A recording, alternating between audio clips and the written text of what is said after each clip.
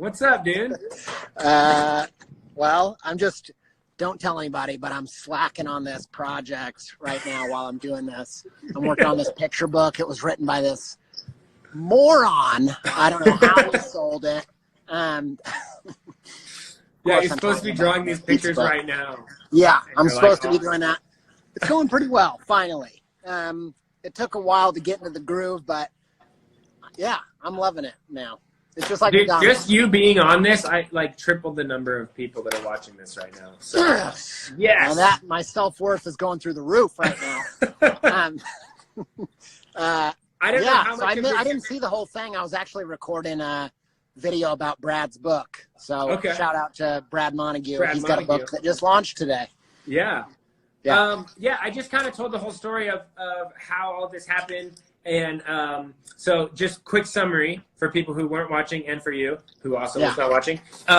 So I had the initial idea for this book in 2015. 2 years later, I told you about it and was like, hey, we should work on this together. And then about a month after that, we figured out the new ending of the book, which I did not reveal, but I revealed that it was better than the dumb idea I had before. And then it kind of all worked from there. I'd be interested to hear from you as an illustrator, because I know that one of the things was that we did this all wrong. Like, this is not how you're supposed to do this stuff. And I kind of shared that at the beginning, was that all I can tell is my story, and this is how it worked for us, but this is not how it typically worked. And I know that one of the things that I did that was wrong, and I gave a big caveat of don't do this, was that I went to my friend who's an illustrator and said, hey, I've got a good idea for doing this. And I think that only worked because you and I had a relationship where you could have told me, hey, this idea sucks, don't do it. But I'm interested to hear from thoughts on how this whole thing played out, and how that was good or bad, or what was different from your expectations. Sure. Have you talked about what the book was then? Yeah, I just said it's called A Pizza with Everything on It. It's about a kid who wants to make a pizza, and it gets really big and crazy, and I couldn't figure out the ending, and then I did figure out the ending, and it's zanier and wilder than I ever expected, but I didn't reveal what it is. Yeah, so I think one thing that's funny is that before you ever told me about this book, I had talked to my editor, who we ended up working with, about a year before that, about an everything bagel. It was this very similar idea, and her response to that idea was, I'm not sure that's an idea. So I don't know why it changed, but your version was an actual story. That's probably what helped. Mine was just like, what about an everything bagel with everything? But you know, part of it, I think the whole time we worked on it, I just did it in the way that ideas that are the right ideas, the good ideas, always seem to happen. It just seemed like fun. And I thought, we probably can't sell this, even though I thought this idea is amazing. I've just gone through the pitch process so many times through different experiences, and just know how hard it is to get something through, especially when you go about doing it this way, when you're like, we already have the illustrator, we already have the author, and you know, we have a very clear vision of what it's going to be. But it was just one of those things where, you know, I think our sensibility matches so well. It was something that was so similar to something I wanted to do, but even better because it was a pizza and not a bagel. And then it just seemed like a fun thing to do. And I think one of the things you and I have talked about a bunch is whenever there's an idea that I have that I feel like I have to talk about it a lot before doing anything, I almost always know it's a bad idea, because I'm going around like saying, I got this idea, what do you think? Because I want someone to be like, it's amazing, you're going to be a millionaire. But the ideas that are just like, man, this is such a good idea, I almost don't, like, I don't even want to tell people on this live stream about it. Like, I'm like, you'll find out in good time. Like, you know what I mean? There's something like, when you have a good idea, I'm like, almost like, let's let it like drip out. And this is that's what this story that you wrote, that's how it felt from the start. And so I always felt like we're going to make this regardless of if any publisher wants to put it out, because it's I think that's an important thing, is like, we went into it with eyes wide open, both of us saying, hey, like you said, it's likely that this won't sell. If it doesn't sell, that's okay. Like, we're both putting our effort and time into this. And you know, typically, like, the illustrator is going to do more work than the author is, because I wrote the story and it's done. Tell me about it. I was even saying, hey, say what? Tell me about it.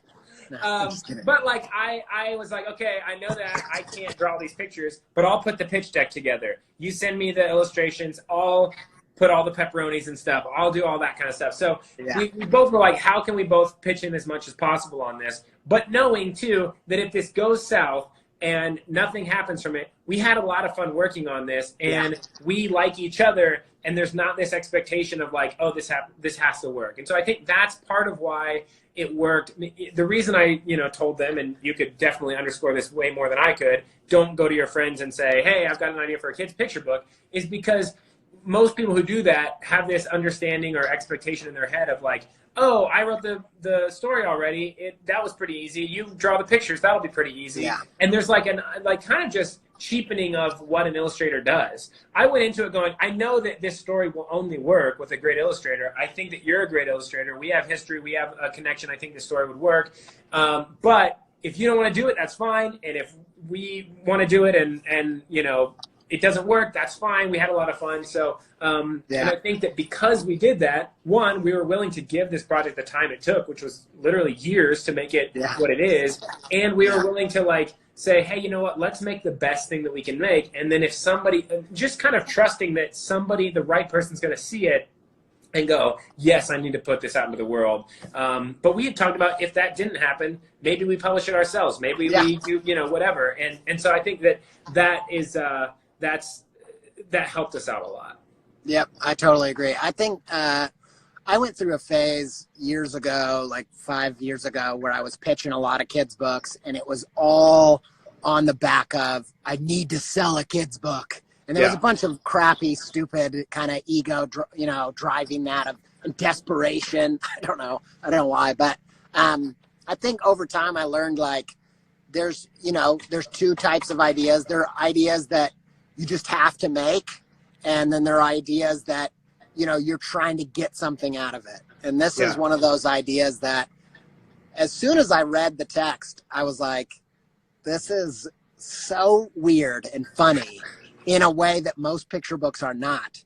We need to make it, because I thought, even if we, first of all, we'll make it, we'll have a great time. But even if we have to publish it ourselves, someone's going to see this and they're going to see exactly what I see in it, which is just this really unique and fresh and funny, crazy book. And I think that's the only way that you get through like this. I think I went through 3 or 4 sketch phases for this book. Composition, ideas, all kinds of stuff. Now I'm working on the finals, and I chose to lean into a slightly more analog style that takes me like 2 or 3 times longer than my digital style. And it's, the only reason I'm not like, tearing my hair out completely is because I love what we're making. And I think that that's the testament of, finding, not looking for ideas that are going to sell or going to be amazing, but ideas that sell. What's that? Meg Lewis what? is here.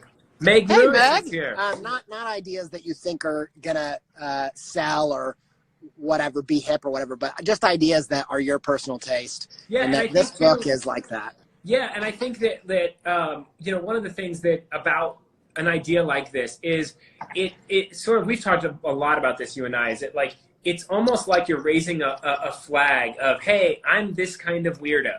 And other people who are that kind of weirdo will see that and they'll be like, oh my gosh, this is amazing. And you see that so many times where, like, I was watching this interview with Bill Hader one time, and he was talking about how him and his friends made that movie Hot Rod, and it was such a weird movie, and they kind of thought, oh, this won't be that, anything. But like years later, I mean, this is probably 12 years ago that movie came out, and people still come up to him all the time. They're like, dude, I love that movie. And I think that's what, when you said ideas, there's some ideas that you just have to make. that's what this idea was for me. It was like, Yeah. this is a thing that I have to put out into the world because I want to live in a kind of world where this sort of thing exists.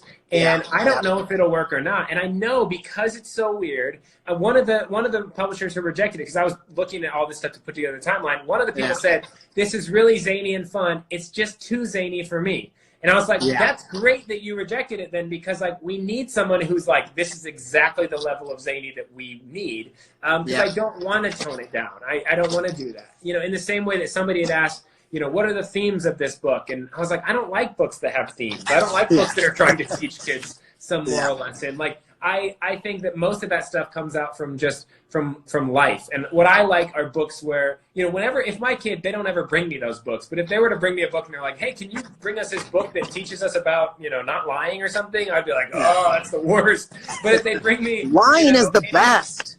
But if they bring me a great story, then I'm like, dude, I'll read this book over and over and over again. So I think the theme of this book is,